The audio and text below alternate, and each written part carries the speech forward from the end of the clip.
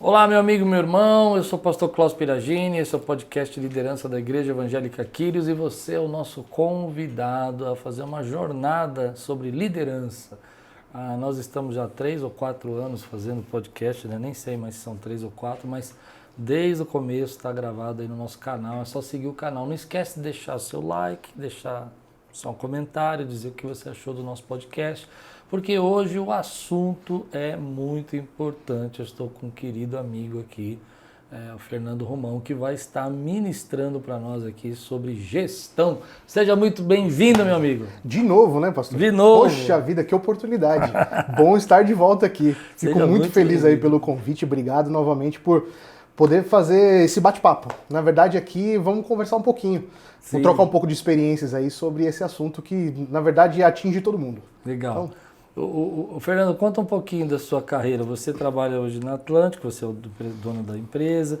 Atlântico, para quem não sabe, é a empresa que faz auditoria aqui da Quírios, que cuida da Quírios, que faz toda a parte contábil e também financeira agora, né?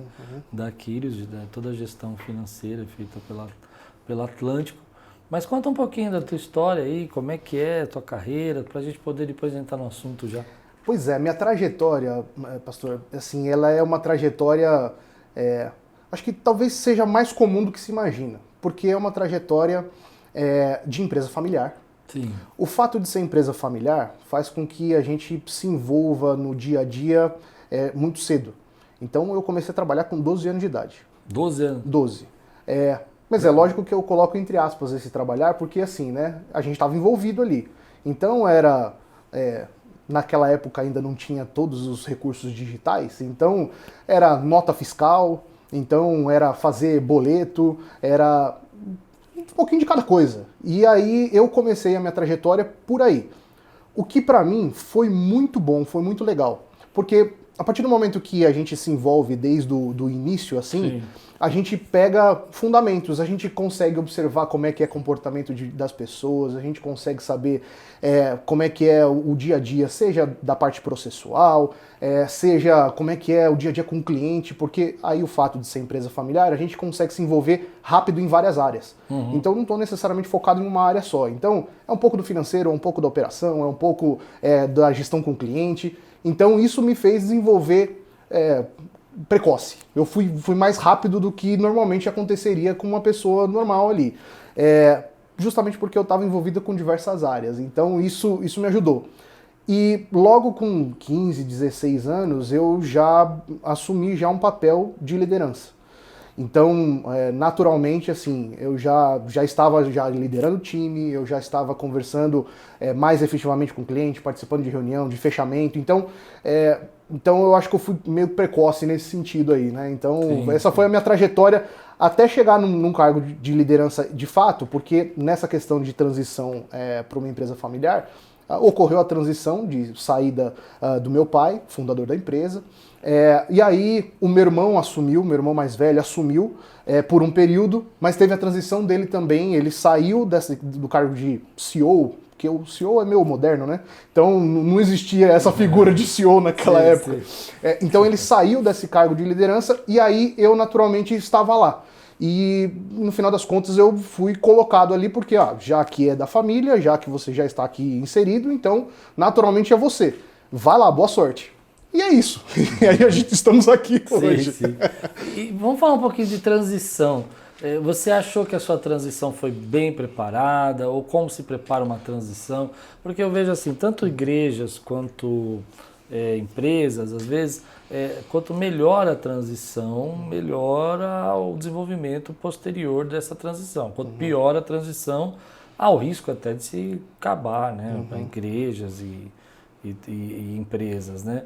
Qual é a dica que você dá aí para quem está precisando transicionar aí a sua carreira? Talvez pai para filho, não sei. Bom, nessa questão da transição, eu acho que seria muito injusto falar que a transição não foi bem preparada. Eu acho que, assim como acontece talvez com 99% de empresas familiares, transição ela não é preparada porque sempre se espera que a próxima geração dará continuidade ao que estava sendo feito. Não fará mudanças drásticas, não vai ter nenhum choque de cultura, as coisas vão permanecer da mesma forma. E aí, eu acho que é uma questão que, normalmente, se eu fosse dar uma dica para a transição, pela experiência que eu passei e que eu sempre fico colocando isso como talvez um mantra de todos os dias nesse cargo de liderança, essa empresa não sou eu, e eu tenho que, se eu morrer amanhã, as coisas precisam começar, as coisas precisam continuar, não só da onde eu parei, mas elas precisam estar preparadas para evoluir, inclusive com o que o mercado com o que a equipe vai ser, com o que os clientes vão ser. Então, assim, eu não posso trazer esse componente individualista para um projeto que é coletivo. Então, para essa questão da transição, eu acho que hoje, talvez eu tenha mais ferramentas, mas eu entendo o contexto. Normalmente, essa talvez seja o principal mindset, o principal tipo de configuração mental que a gente já venha num contexto familiar. Contexto familiar, não, eu quero fazer um negócio para os meus filhos, meus netos, meus bisnetos, eles vão continuar e tudo mais, só que o mundo vai ser completamente diferente. Sim. Vai ser completamente diferente. Então, se a gente tiver isso como premissa, entendendo que não é um projeto individual, por mais que você seja o líder ali, você vai conseguir talvez ter uma... não ficar necessariamente preso aos seus conceitos, mas sim o que é importante para aquele projeto continuar sem você. Uhum. Eu vi uma frase interessante sobre isso, que quando Moisés passa o cajado para Josué, né, Josué assume o lugar de Moisés, as pessoas esperam que o novo Moisés surja, né? Mas na verdade surge um Josué, que não é nada a ver com Moisés, que é totalmente diferente, que vai ser um general. E às vezes a transição não é uma mudança apenas de uma pessoa que vai assumir igual àquela que já estava, mas na verdade é um outro propósito de Deus, é uma nova fase que Deus está criando, né? Então Josué se levanta como general, né? E Moisés era mais o líder, o profeta, aquele que estava condicionando o povo com a palavra, né? Interessante isso. Mas eu acho que isso tem tudo a ver com gestão também, né? E você é especialista em gestão, né? Poxa, especialista? Vamos lá, pastor. Mas eu tento ajudar, até porque, assim, a gente, de novo, pelo fato da gente estar inserido, talvez num contexto que se exigiu muito, muito cedo, acho que a melhor ferramenta que eu utilizei foi, então a gente precisa de capacitação. Então, eu já sei, já que eu não sei desse negócio. Eu não sei exatamente... Sei que eu não sei. Sinceramente, tem coisas ali que...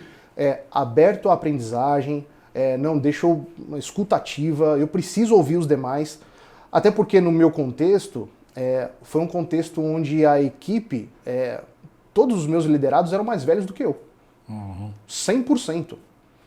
Tinham pessoas ali que talvez de casa tinham mais tempo do que eu de idade. E como a gente faz uma construção ou um ambiente para se exercer a liderança. Muito bom. Como? Então, como? Aí é a história de você, primeiro, não conseguir, foi de novo na minha realidade, né? Pelo menos você não ficar preso a, olha, eu tenho minhas convicções e é por aí que vai seguir. Não, deixa eu ouvir primeiro. Deixa eu saber qual que é esse contexto. Defender paradigmas, né? A pessoa quer defender os paradigmas. Né? Justamente porque a ideia de que, não, eu tenho que, do jeito que está, eu tenho que permanecer desse jeito. Não, pera um pouquinho.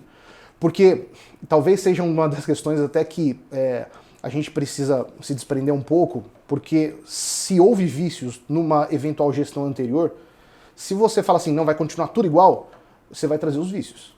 Você vai trazer talvez as dificuldades, as insatisfações. Você está lidando com gente e que muitas das vezes aquela história do amor encobre uma multidão de pecados, com uma nova figura, bom, eu já não tenho talvez todo esse prestígio que o antecessor tinha.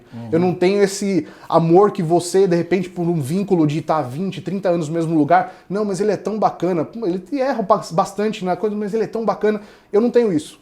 A partir do momento que eu sou a nova figura, esqueceu todo o passado, o amor e tudo mais, aqui já começa assim, quero ver o que você vai fazer de novo, porque eu tenho um monte de insatisfação aí, então eu preciso ouvir. Eu preciso saber exatamente, e aí, o que é que está acontecendo? Preciso de proximidade, preciso ser humilde nesse processo. Preciso saber, isso aqui eu não sei. Me explica. Fala comigo, me fala como é que funciona. Você está dizendo, eu quero ver se eu estou entendendo, tá? Que a gestão não começa com a ação, mas com o ouvir. Sim, sem dúvida. Sem dúvida. Porque nesse aspecto do ouvir, a gente consegue entender assim, ó, vamos lá, partindo do que seria o conceito gestão.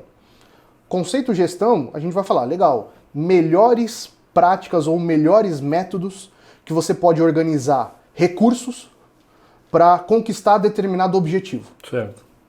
Eu acho que talvez a gente possa, num conceito bem amplo. É uma boa definição. Nesse conceito amplo, tá bom, então eu tenho que, num primeiro momento, eu posso ter objetivos, ok, mas eu preciso organizar os recursos.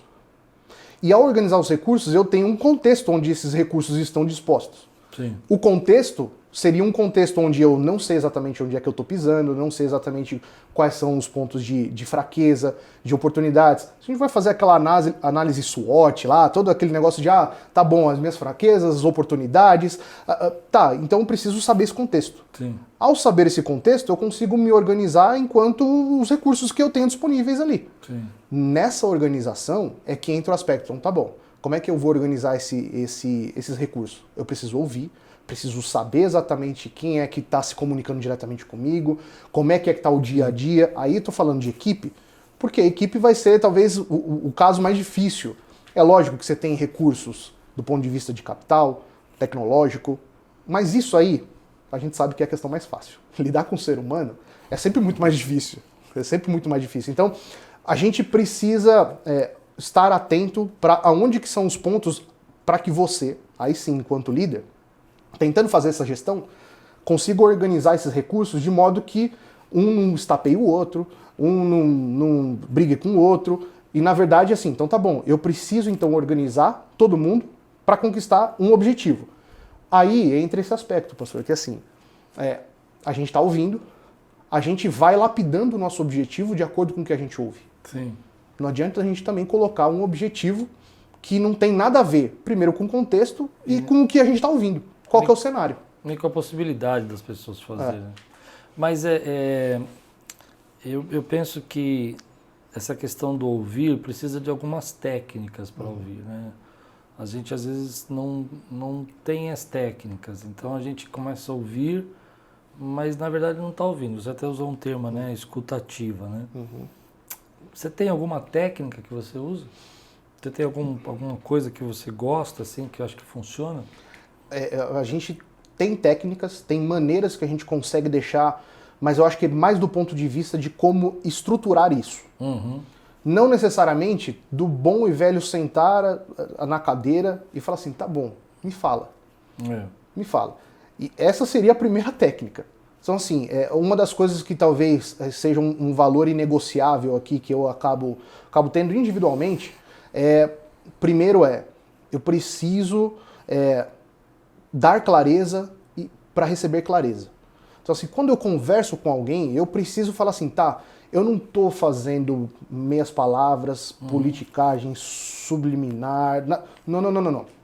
Eu vou falar para você com sinceridade, com polidez, mas eu vou falar com sinceridade. Eu preciso fazer isso. Sem ser duro, né? Sem ser duro, mas eu preciso fazer isso.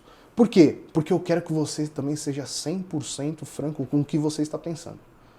Na maioria das vezes, isso pode funcionar. Lógico que vai ter vezes, vão ter ocasiões que não vai acontecer. A pessoa não vai querer ser aberto com você, por quê? Talvez tenha aquele aspecto mesmo de como que se construiu aquela liderança até aquele momento, como é que se davam essas relações de liderança e liderado, mas eu tenho convicção de que esse talvez seja a melhor ferramenta. O restante é a estruturação disso. Que sentido, por exemplo? A gente vai ter ocasiões fixas onde a gente vai querer ouvir e falar? Tá bom, aí são os famosos, eu preciso fazer um feedback, eu preciso conversar de fato ali, eu preciso fazer alinhamento com todos, eu não posso fazer alinhamento de repente com uma pessoa só individualmente, mas deixa eu construir esse ambiente coletivo, deixa eu conversar com todo mundo sobre temas que muitas vezes são espinhosos, muitas vezes são aqueles temas assim, não, é melhor a gente nem falar sobre isso. Alguns tabus, inclusive, né? Tabus assim, eu não falo sobre finanças com a equipe. Tá, mas você tem objetivos que você traçou que são financeiros. Você não vai compartilhar com quem é que está trilhando essa jornada com você? Você não vai falar sobre isso? Não vai falar sobre, não falo faturamento com o meu time, por quê? Vai todo mundo falar, não, agora eu preciso ganhar mais porque eu sei do faturamento. Poxa, e aí? Por que não? Por que é que a gente não deixa isso claro? Por que a gente não coloca isso na mesa? Vou perguntar, eu não sei, por quê? Mas de novo, eu acho que aí tem uma situação... Mas não é um medo, será, Não, eu acho que tem sim. De competição, de ter um pouco de causar uma divisão dentro desse faturamento, né? Não, eu acho que tem sim. Eu acho que tem. Mas, de novo, é um ambiente, gestão. No final das contas, a gente vai ter que lidar com esses recursos. Se no final das contas eu preciso atingir o objetivo e lidar da melhor forma com esses recursos para atingir o objetivo, ora, se eu estou estabelecendo um objetivo financeiro, eu preciso lidar com esses recursos de modo que eu consiga atingir esse objetivo financeiro. Eu não sei se eu estou certo. Eu costumo fazer assim. Eu trabalho por setores. Então, por exemplo, quem são as pessoas envolvidas nesse projeto, nessa gestão, né? É obra. Então tem lá pessoas envolvidas na obra. É o engenheiro, é o pessoal que vai fazer o trabalho, a própria parte administrativa, financeira que vai bancar as compras dessa obra. Então, reunimos aquele grupo e discutimos. Não, é um projeto que envolve questões jurídicas. Então, reunimos aquele grupo de advogados, e dependendo qual foi uma matéria. Né? Eu acho que quando você coloca na mesa, não sei, quero ouvir você, tá? Estou colocando como pergunta. Uma pessoa que não faz parte daquele grupo de interesse, aquilo acaba se tornando uma objeção, porque a pessoa está tentando definir coisas que não faz parte da vida dela. Sim, sim. Então, por exemplo, eu já tive reuniões que eu coloquei lá com os advogados da igreja, para a junta advocatícia, e de repente alguém que não tem nada a ver quer dar palpite no trabalho do advogado. Sim, né? E o cara está falando, não pode, isso não podemos fazer isso, não podemos. E o cara, não, mas a gente faz assim. Como é que você vê isso? Né? Tá, então, eu acho que aí tem algumas camadas aí, né? Então, por exemplo, numa primeira camada, que é o que eu estava até mencionando antes, poxa, eu não vou falar sobre... por exemplo, da parte financeiro, com alguém que de repente não está necessariamente envolvido com aquilo. No projeto. No projeto. Isso pode acontecer. Se o seu objetivo, no final das contas, não tem a ver com o financeiro, bom, você não precisa abrir o financeiro, você não precisa falar sobre isso, porque isso aí vai gerar aquele ruído de comunicação, vai colocar coisas que não estão naquele ambiente. Sim. Mas o ponto tá alinhado, esse objetivo estar alinhado, ou a partir do momento que você estabelece esse objetivo, você precisa trazer esse contexto. E que não precisa ser um contexto assim, não, vou trazer um contexto macro. Não, pode ser um contexto bem específico. Por exemplo, o pastor falou sobre essa questão. Tá bom, a gente está fazendo uma obra. Caramba, eu não vou falar aqui da obra especificamente sobre, não, a gente tem aqui um orçamento geral de obras aqui da igreja de X mil reais. Porque quem é que está envolvido ali, de repente, em fazer ali a colocação do piso? Mas se você trouxer um contexto, por exemplo, de que, olha, para a finalização do piso, a gente estabeleceu essa meta de orçamento. Então, quanto menos desperdício a gente tiver, quanto melhor for a questão dos recortes, melhor vai ser. Vai ser mais fácil. Essa é a história de você conseguir trazer um pouco mais de clareza para a pessoa que está envolvida, porque depois, e essa é uma questão muito, acho que natural, de qualquer liderança que seja, é assim, ó, legal, eu estou lidando com esses recursos, com os recursos humanos e com os recursos financeiros, mas eu não quero dar esse ponto de clareza, mas depois eu quero reclamar do resultado. Então depois eu quero fazer uma avaliação, olhar para trás e falar assim, nossa, mas por que tanto desperdício? Poxa vida, você poderia ter caminhado ali junto e falar assim, ó, eu não estava querendo, enquanto líder, pensando no projeto como um todo, eu não estava querendo tanto desperdício assim. E eu acho que essa questão, essa primeira camada, como então que a gente pode deixar com que os liderados consigam estar participando do objetivo? Tem uma analogia que eu já ouvi diversas vezes e eu acho muito boa, assim, né? Então é basicamente você, na figura de um líder, assim, mas você entrar dentro de um táxi, por exemplo, e falar assim, ó, me leva. O taxista olha pra você e fala assim, tá bom, pra onde? Só vai. Só vai. E aí a gente vai esperar que tipo de resultado? Vai cair lá. Então é essa confusão que a gente não pode ter no dia a dia. Sim, então sim. assim, me leva, tá, pra onde? Pelo menos dê uma linha de raciocínio para quem está ali junto com você nessa viagem, pelo menos saiba para onde ela está indo. Sim. A gente estava falando um pouco antes da gente começar a gravar sobre a questão do comportamento e da gestão hoje, né? O desafio que está sendo hoje. Você até usou uma expressão que eu queria voltar ao assunto para você falar sobre a questão técnica, né? Que antigamente a gente procurava mais técnicos e hoje a gente tem muitas ferramentas para suprir a necessidade técnica, mas o comportamento se tornou mais importante. Sim. Frase sua, né? Fala um pouco sobre isso, que acho que tem a ver com isso que nós estamos falando da questão de ter uma escuta ativa, de ter uma participação nos objetivos, nas missões. Sim. Eu acho que tem a ver também com essa questão do comportamento que está sendo gerado ali. Sim. O que você tem visto? O que tem sido a experiência, eu acho que não é só minha. Acho que qualquer um que esteja acompanhando a gente e que também já enfrenta essas dificuldades, é um líder, está numa posição de gestão de equipe, ou tem a sua empresa, tem o seu negócio, ou tem dentro da própria igreja, às vezes, nos seus liderados ali.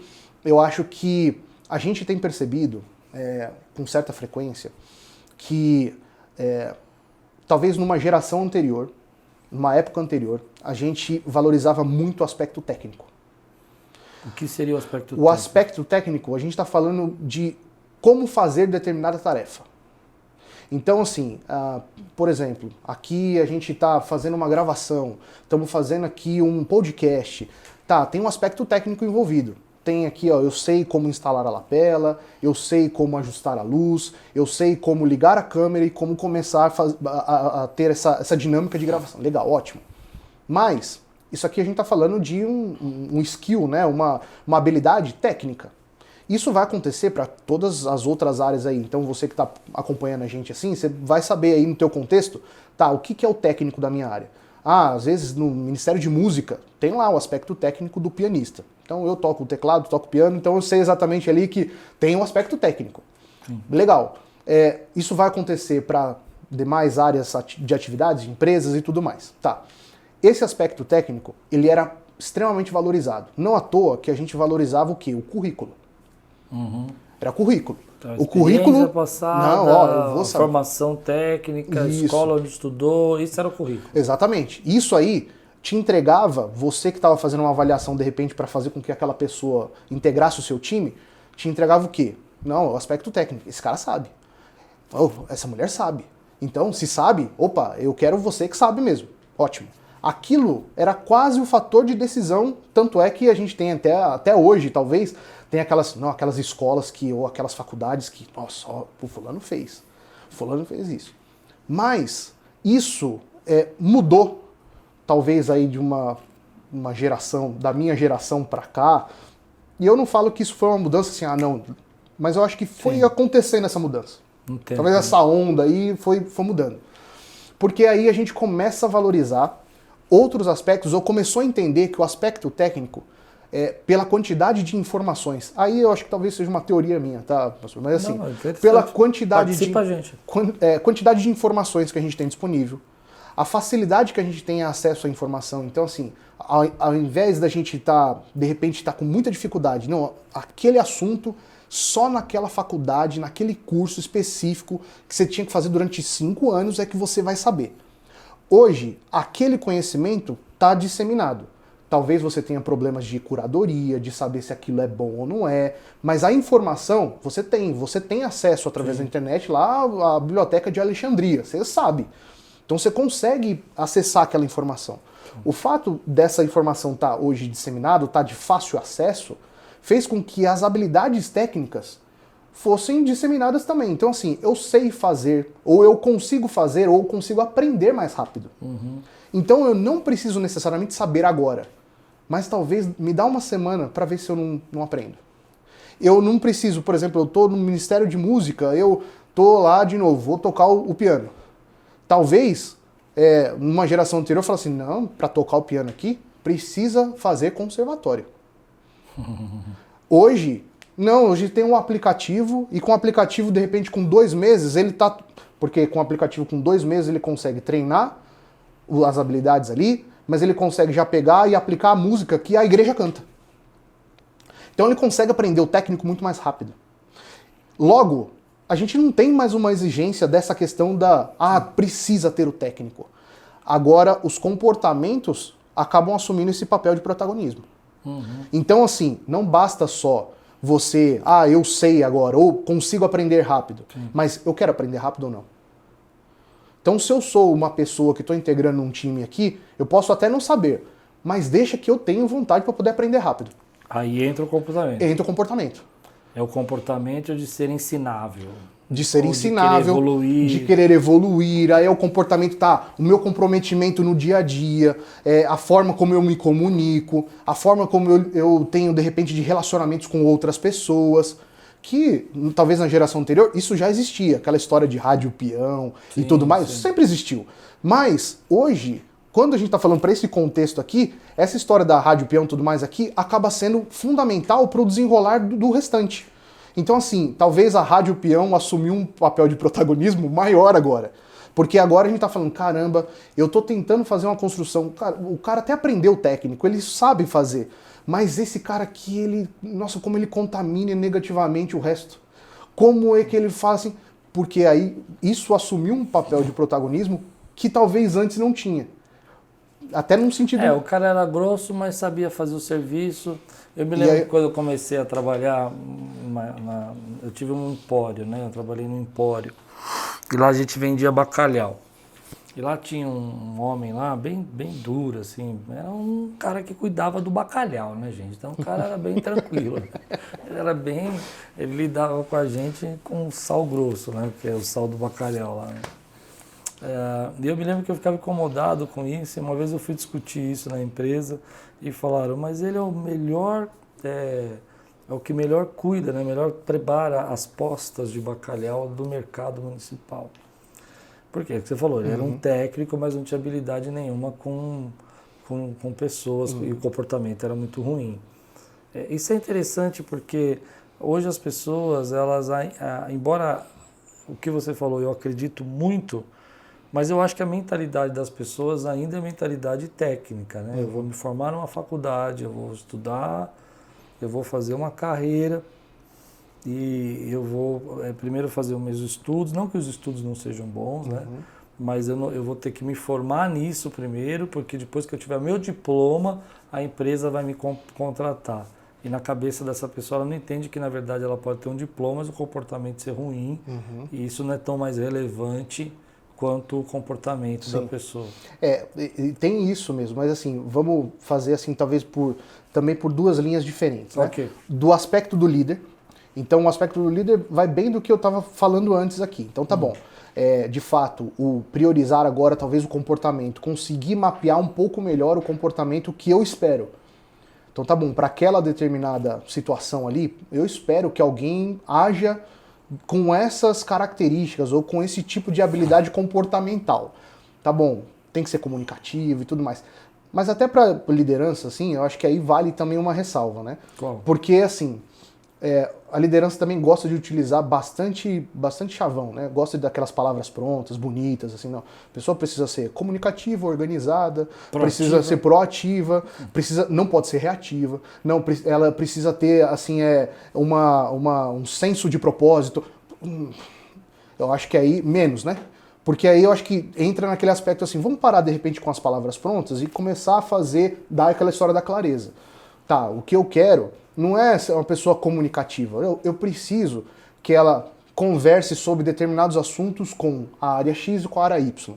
Eu preciso que você converse. Então quando eu estou te contratando, eu já preciso deixar isso claro. Você pode ser a melhor pessoa do mundo, eu não sei falar, sou tímido e tudo mais, mas não tem problema. Você pode até ser tímido. Isso é pesado, né? Você pode até ser tímido, mas vamos lá, você vai precisar se comunicar com essa área e com essa. Beleza, estamos na mesma página? Então, para deixar essa história de comunicativo, porque aí senão fica... Mas é interessante isso, né?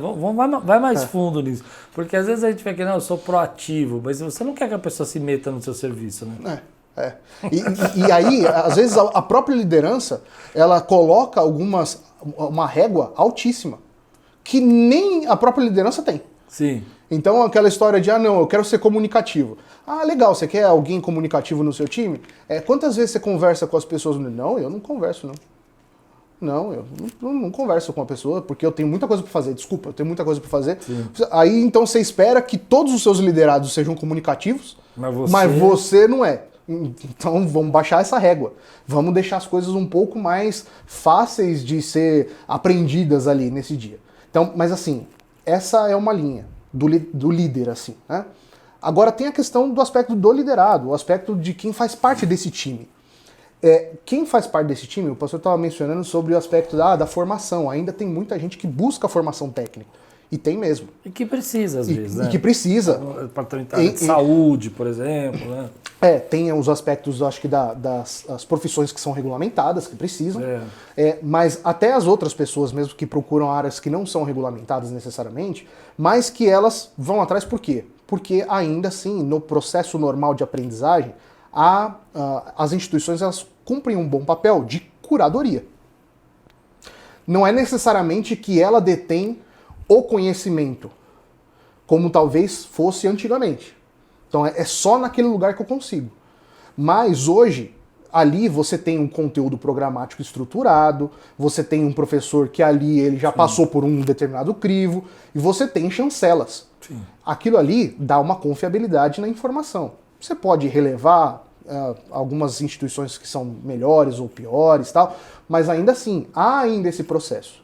A grande situação é que a pessoa do time, então você aí que está ouvindo a gente, assim, se você, eu sou um liderado, ou de repente eu tenho até um papel de liderança, mas eu ainda estou crescendo e tudo mais, você precisa entender o seguinte, não é só você, que por mais que você esteja fazendo uma faculdade, e seja uma excelente faculdade, seja uma excelente formação, pode ter certeza que tem outros, talvez centenas, milhares, que talvez estejam tendo acesso, que antes não tinham. Uhum. Para uma formação, e não só uma formação no sentido assim, tá bom, eu estou fazendo, por exemplo, assim, eu faço a Universidade de São Paulo, eu me formei, por exemplo, em economia. Eu faço a Fundação Getúlio Vargas. Eu sei que é uma das mais top, legal. Mas pode ter certeza que vai ter alguém que conseguiu fazer uma formação online em Harvard.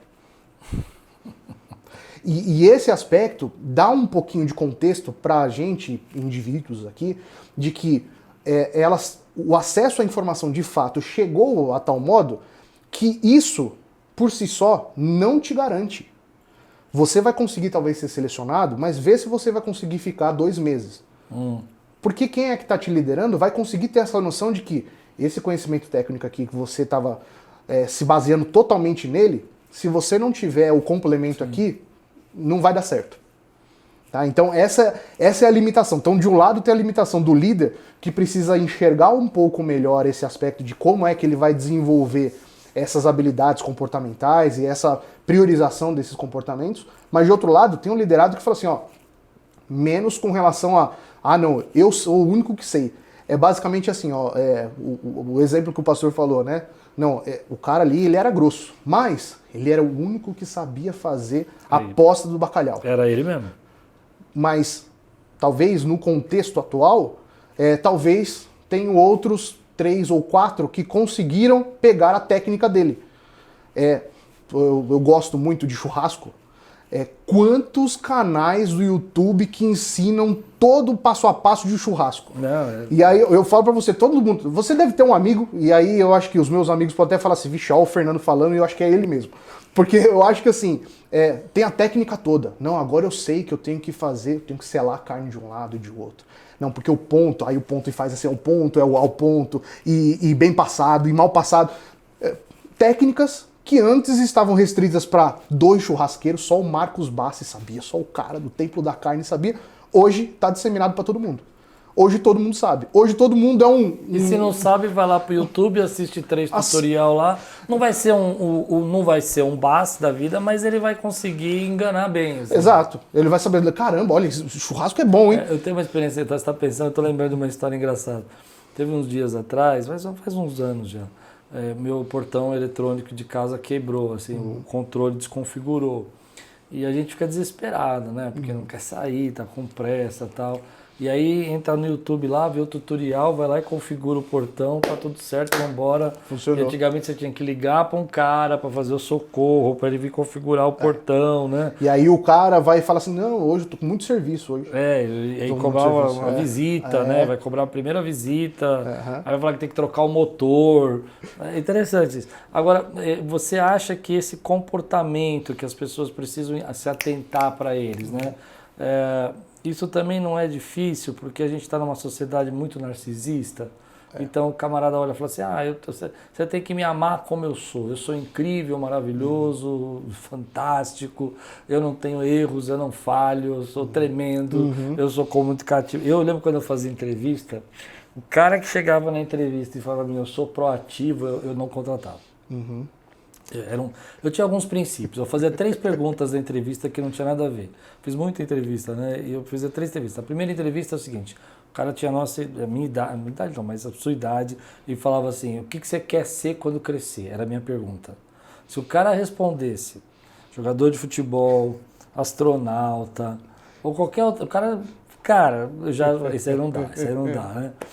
Se ele me enrolasse, tipo, não sei, eu tô pensando, já não dá. Segunda pergunta que eu gostava de fazer, que era bem natural eu fazer assim, e como é que você se enxerga? O cara que começava, eu sou proativo, eu falo, isso também não dá, isso aí não dá.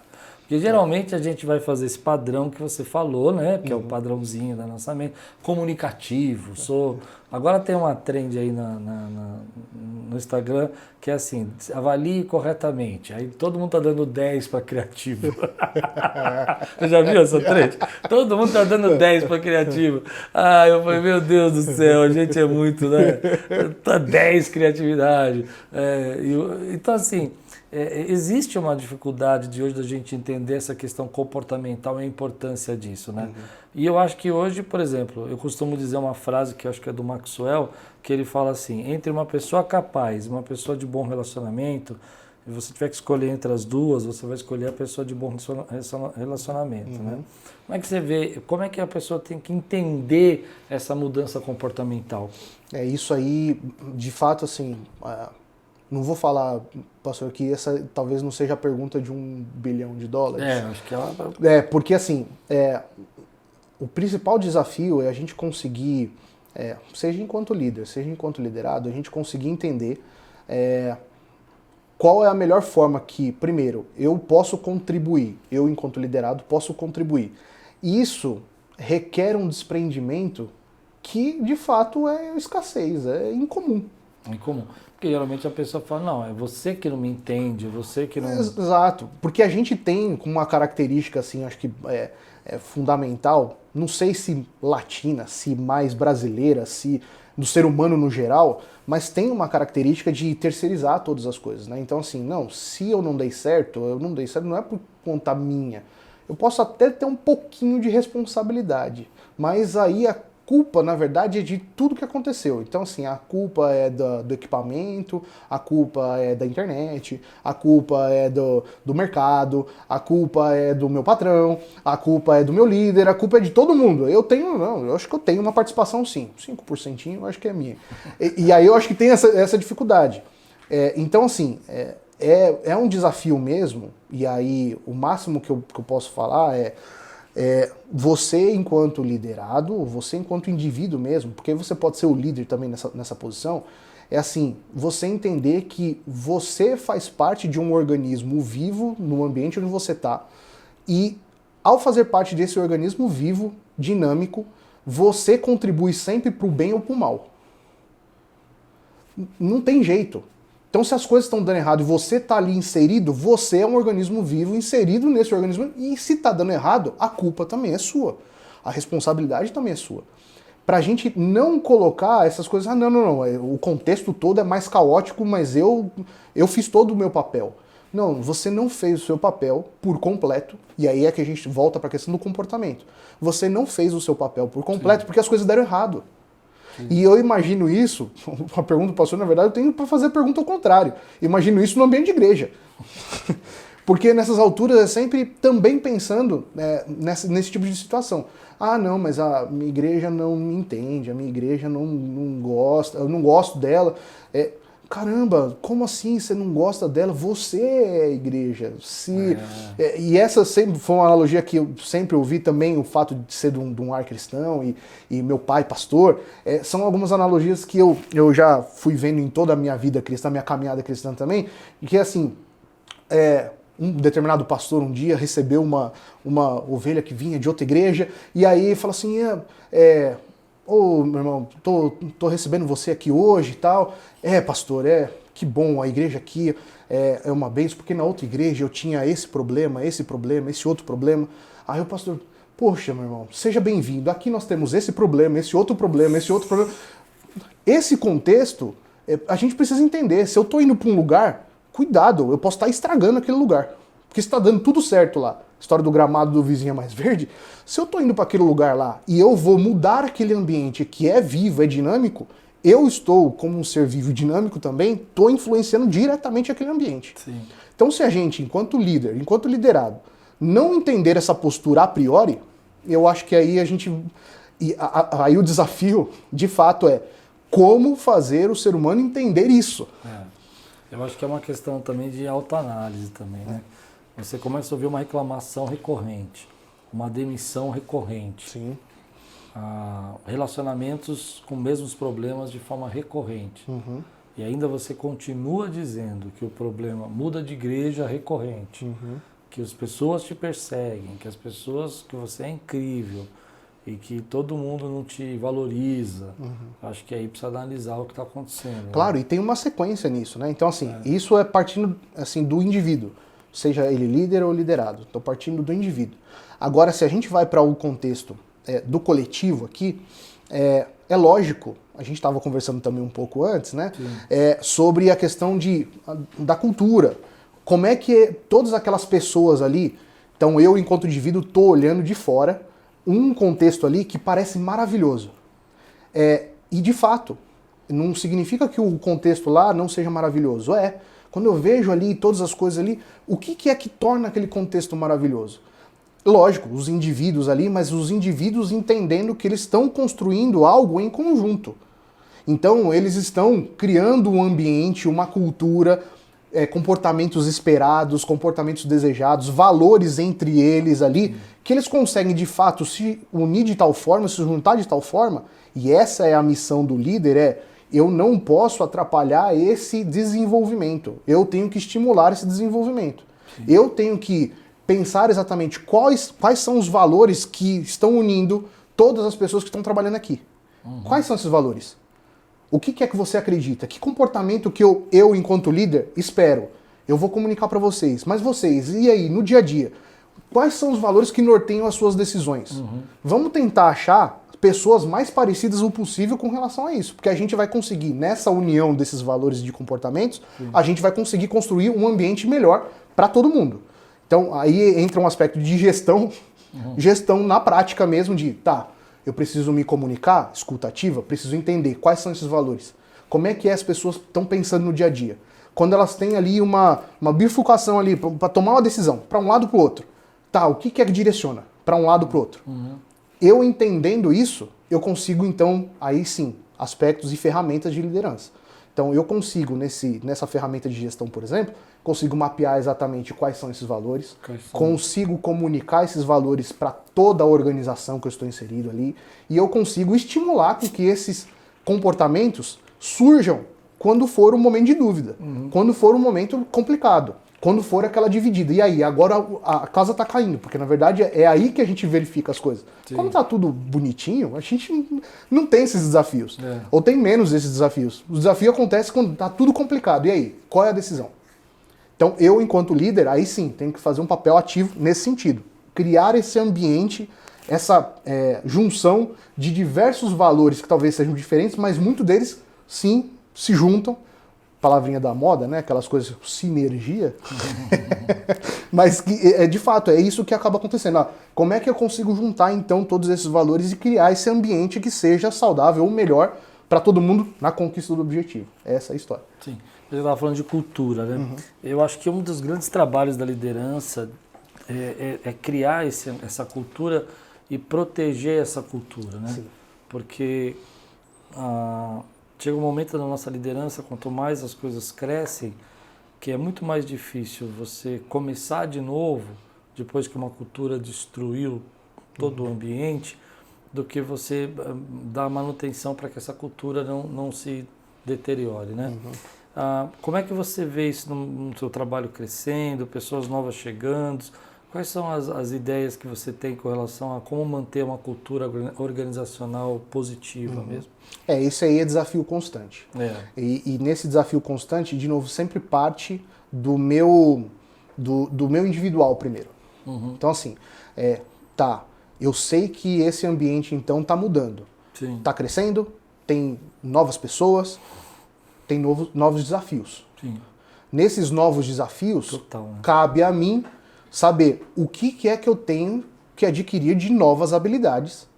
Porque até agora, talvez uma frase também que é muito recorrente é o que eu tinha de habilidades que me levou até esse lugar onde eu estou agora, não vai ser as mesmas habilidades, não vão ser essas mesmas habilidades que vão me levar para o próximo. Sim. Então eu tenho que adquirir essas novas. Então, se eu tiver primeiro, nessa questão do líder, se eu tiver primeiro esse entendimento, essa noção de quais são essas novas habilidades, que eu vou ter que estar com o ouvido muito ativo, vou ter que estar pesquisando, vou ter que estar me capacitando nesse processo. Sim. Mas, talvez nessa situação, pastor, assim, de fato é um desafio porque eu estou vivenciando isso todo dia. Então, como é que é? E esse desafio, ele passa, assim, por a gente conseguir entender quais são esses comportamentos que eu estou imaginando do meu time. Como é que eu gostaria que nessas situações de tomar de decisão, eu gostaria que agissem? E aí, mão na massa. Ir lá e vamos conversar, e eu vou explicar para você. E a gente não pode, enquanto líder, a gente não pode ter medo de treinar ninguém. Porque a gente sempre pensa assim, não, a pessoa ela precisa, a história da proatividade, ela precisa desenvolver nessas... mas não é o precisa, é você dando esse ambiente para isso, é você tentando uma vez, tentando a segunda vez e vai fazendo isso. Até um ponto, e eu não estou falando que vai ser mil maravilhas, não vai. Porque você vai construir um ambiente de modo que talvez não, certeza que não vai ser 100%, Sim. mas vai ser 50%, 60%, 70%. Aqueles ali conseguiram entender. Pode ter certeza que em determinado momento, aqueles que não querem entender, aí não é nem só o gostaria de entender, aqueles que não querem entender, o próprio time vai chegar e falar assim, amigão, tá difícil, não vai dar certo. Eu sempre penso, tentando colaborar com isso que você está dizendo, que a empresa ou a igreja é um organismo vivo, né? Quando uma pessoa entra, que ela não se adapta, ela não se integra, ela não entra na cultura, ela é um corpo estranho dentro de um organismo vivo. E a tendência do organismo vivo é expulsar o corpo estranho. Então, algumas pessoas elas não entendem isso. Mas aquela igreja não foi amorosa. Talvez você tenha sido um corpo estranho dentro de uma igreja e a pessoa, o próprio organismo tentou uma vez te integrar, tentou duas vezes te integrar. Eu recentemente coloquei um stent aqui, né, no cérebro, né? E o médico dizia o seguinte, agora o teu corpo tem que aceitar o stent, ele tem que, né? Então você toma vários remédios para não ter rejeição do stent, né? Até que teu corpo envolve completamente aquela pecinha de titânio e fica tudo gordura, na verdade, né? Já não é mais titânio, é tudo envolvido, né? Eu acho que o corpo é isso, né? A igreja ou a empresa, ela tem essa cultura, aí você entra falando de uma forma diferente, agindo de uma forma que é contra a cultura, falando, e o próprio organismo, e aí as pessoas acham que é a gente, né? Que é o líder que está mandando alguém fazer isso, né? Não é o próprio corpo que está falando, isso aqui não vai se adequar. Cabe à liderança para, acho que fazer aquelas primeiras etapas ou dar os primeiros passos. Então tá bom, eu imagino, pessoal, que eu acho que esse é o caminho que a gente tem que seguir. Então, eu imagino que dentro da minha organização precisamos ter clareza. Sim, aí a pessoa diz, eu não concordo. Beleza. Sabe aquela pessoa que é contra a cultura? Eu não concordo. Aqui ninguém quer falar a verdade. Aqui eu vou falar a verdade, Fernando. Exato. Aqui ninguém quer falar a verdade. E aí é que é o aspecto. Então assim, ó, beleza. Tá todo mundo assim falando que ninguém quer falar a verdade? Eu enquanto líder, eu preciso ser facilitador para poder falar exatamente qual é o que é que vai acontecer com essa tomada de decisão. Sim. Então assim, se a gente não for por esse caminho, se a gente não falar a verdade, sabe o que vai acontecer? Em determinado momento, você vai achar que um líder da sua área, por exemplo, ou o seu colega de trabalho, tá conversando com você e fala assim, cara, poxa, que legal que você fez isso por mim aqui.